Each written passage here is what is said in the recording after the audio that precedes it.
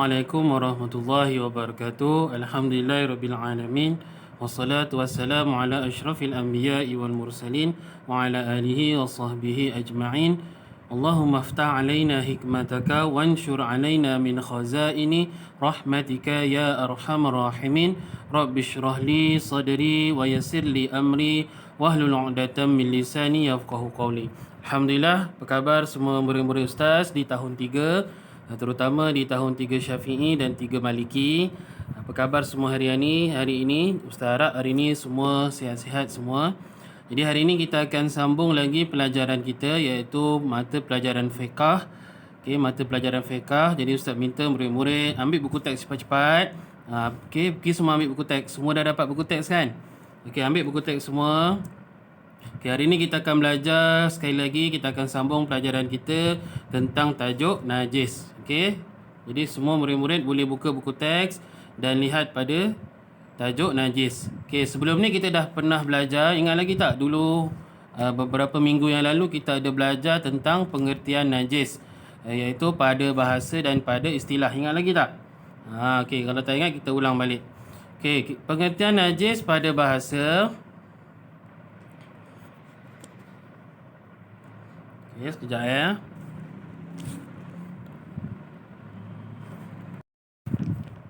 Baik, pengertian najis pada bahasa. Okey, ni najis pada bahasa. Ikut Ustaz baca sama-sama ya. Benda yang kotor dan jijik. Okey, najis pada bahasa. Benda yang kotor dan jijik. Okey, itu pada bahasa ya. Okey, pada istilah, najis pada istilah kekotoran yang menyebabkan tidak sah solat dan ibadah yang lain. Okay, sekali lagi, najis pada istilah kekotoran yang menyebabkan tidak sah solat dan ibadah yang lain. Ingat lagi tak? Ustaz ada terangkan dulu najis ni apa? Najis pada bahasa ialah benda yang kotor dan jijik. Jadi apa-apa benda yang kotor dan jijik, dia adalah najis. Tapi perlu kita lihat juga pada istilah. Apa pengertian najis pada istilah? Kekotoran yang boleh menyebabkan tidak sah solat dan ibadah yang lain. Okey, najis ni kena ingat dia adalah kekotoran, benda-benda yang kotor yang boleh menyebabkan solat kita tak sah ataupun ibadah-ibadah yang lain, contoh tawaf. Okey, kita bertawaf di keliling Kaabah tu pun kalau kita terkena najis, badan kita terkena najis, tawaf kita tak sah, solat kita tak sah. Jadi itu najis. Jadi ada beberapa kekotoran yang bukan najis. Contohnya seperti tahi hidung kita ni. Tahi hidung ni walaupun dia kotor tetapi dia bukan najis. Sebab dia tak membatalkan solat. Katakanlah kamu korek-korek hidung, ada tahi hidung kamu tu, kamu letak dekat baju kamu masa kamu solat. Okey, dia tak membatalkan solat sebab dia bukan najis. Okey, ingat ya. Sama juga dengan air liur. Air liur kamu ni dia kotor tapi dia bukan najis. Jadi tak semua kotoran itu adalah najis. Okey, hanya benda-benda yang kotor dan jijik yang menyebabkan tak sahnya solat barulah dia dianggap sebagai najis. Ingat Okey, itu najis. Okey, hari ini kita akan tengok pula pada jenis-jenis najis. Okey, najis ni ada berapa bahagian? Okey, jenis-jenis najis. Najis ada berapa bahagian? Okey, ada 3 bahagian najis. Yang pertama, najis mukhaffafah. Ikut Ustaz sebut. Mukhaffafah. Mukhaffafah ataupun ringan. Yang kedua, najis mutawassitah. Mutawassitah. Ikut Ustaz sebut ya. Mutawassitah. Sederhana. Dan yang ketiga, najis mughallazah. Mughallazah. Okey, ataupun berat. Okey, sekali lagi ya, jenis-jenis najis. Pertama, mukhaffafah, ringan. Kedua, mutawassitah, sederhana. Ketiga, mughallazah, berat. Jadi itu 3 jenis najis. Boleh ingat ya. Okey. Baik, kita terus kepada pelajaran seterusnya. Okey, kita terus kepada pengertian najis mukhaffafah.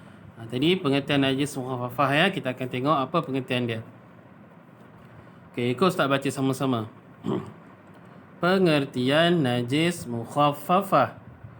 Najis mukhaffafah ialah air kencing kanak-kanak lelaki berumur kurang dari 2 tahun dan hanya minum susu ibunya sahaja.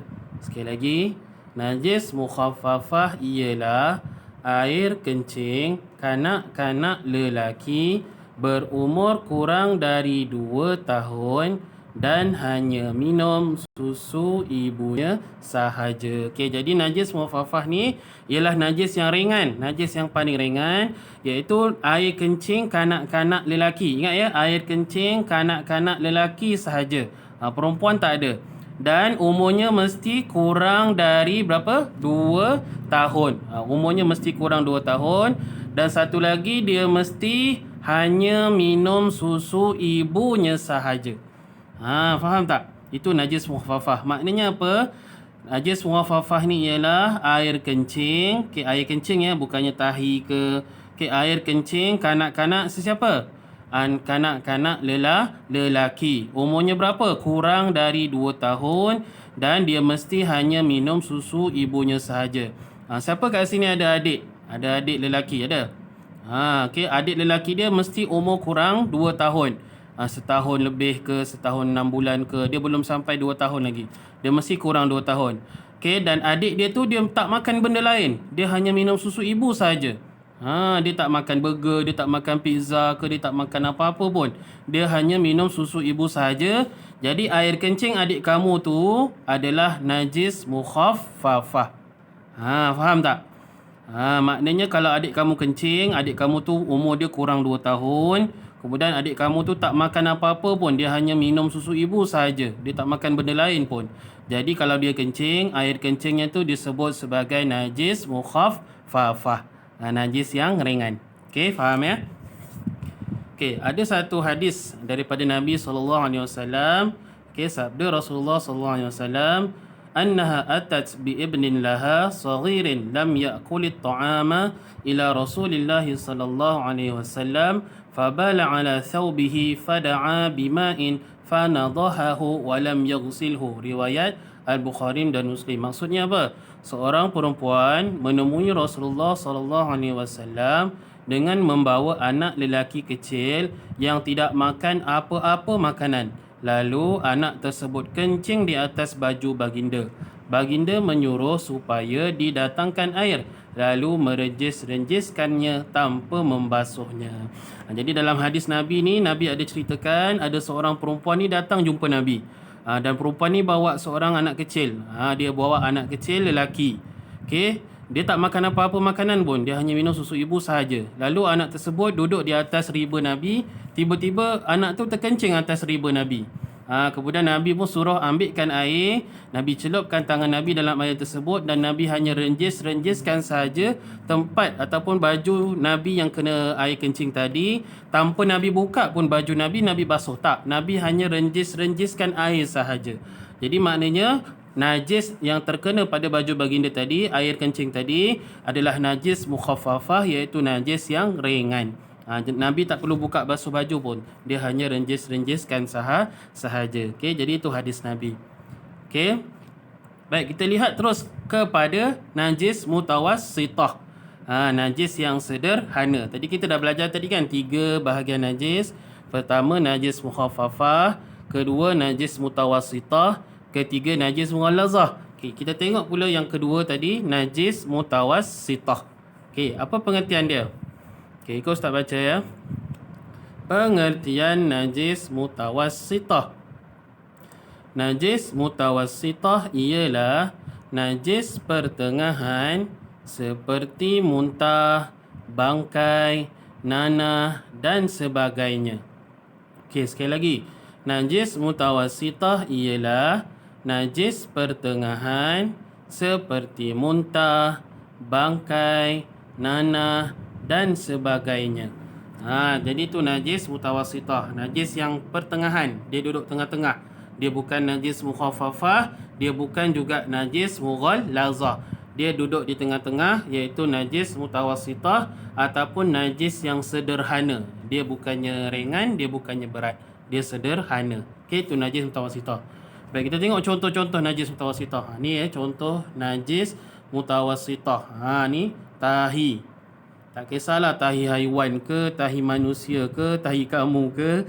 Jadi kalau tahi sahaja dia adalah najis mutawassithah. Okey, kemudian yang kedua nanah. Nampak ni nanah ni. Okey, bila kita luka tangan kadang-kadang sampai bernanah. Jadi nanah ni pun adalah najis mutawassithah. Okey, kemudian darah. Nampak ni darah ni. Okey, darah juga adalah najis mutawassithah. Kemudian bangkai. Bangkai ni haiwan yang mati. Okey, yang mati tidak disembelih. Okey, jadi dia jadi bangkai. Lembu mati tengah jalan, bangkai semua tu adalah najis mutawassithah. Kemudian arak. Arak ni walaupun ada orang bukan Islam yang minum, kita sebagai orang Islam haram minum arak kerana dia adalah najis. Dia najis mutawassithah. Dan yang kedua, yang seterusnya, ni adik siapa ni? Okey, yang ini muntah. Nampak adik tu muntah, baby tu muntah. Jadi muntah pun adalah najis mutawassithah. Okey, faham murid ya? Okey, jadi ingat ini adalah contoh-contoh najis mutawassithah. Apa dia? Tahi, nanah, darah, bangkai, bangkai haiwan, bangkai manusia. Okey, mayat manusia pun najis, arak dan juga muntah. Jadi itu contoh-contoh najis mutawassithah. Okey, boleh ingat semua ya? Okey. Okey, jadi itu saja untuk pelajaran hari ini. Saya harap semua murid boleh faham apa yang Ustaz sampaikan. Kalau tak faham, ulang balik video ni banyak kali sampai kamu faham betul-betul tajuk yang kita belajar hari ini. Kalau boleh buka buku teks tu baca. Okey, baca tentang tajuk najis. Kita dah belajar najis mukhaffafah, kita dah belajar najis mutawassithah. Jadi buka buku teks, baca lagi sekali. Kalau tak boleh baca, tengok video Ustaz ni banyak-banyak kali. Sebab Ustaz akan upload dalam YouTube, kamu boleh tengok banyak-banyak kali. Sambil-sambil buka YouTube tu, kamu suka buka YouTube kan? Buka video Ustaz ni, kamu buka banyak kali supaya kamu boleh faham. Okay, jadi tugasan untuk hari ini Ustaz nak kamu buat buku aktiviti dari muka surat 5 sampai muka surat 9. Kamu buka-buka buku aktiviti tu, dia dah mula dengan muka surat 5. Kamu buat sampai muka surat yang ke-9. Faham? Okey, Ustaz tak minta kamu ambil gambar kalau boleh. Okey, tak perlu ambil gambar latihan kamu tu. Okey, dekat sekolah nanti Ustaz akan sediakan satu kotak. Okey, kotak tu kamu perlu hantar buku aktiviti kamu, letakkan dalam kotak tersebut. Okey, dalam masa seminggu ni, minggu depan Ustaz bagi masa seminggu untuk kamu hantar buku aktiviti tu. Okey, dan Ustaz akan tanda buku aktiviti kamu. Kemudian Ustaz akan letak balik dalam kotak tu untuk kamu ambil pula untuk buat tugasan yang lain nanti. Faham? Okey, sekali lagi ya. Tugasan kamu tu tak perlu ambil gambar. Ustaz akan sediakan kotak di sekolah nanti. Kamu boleh hantar bila-bila masa. Dalam masa seminggu Ustaz akan bagi.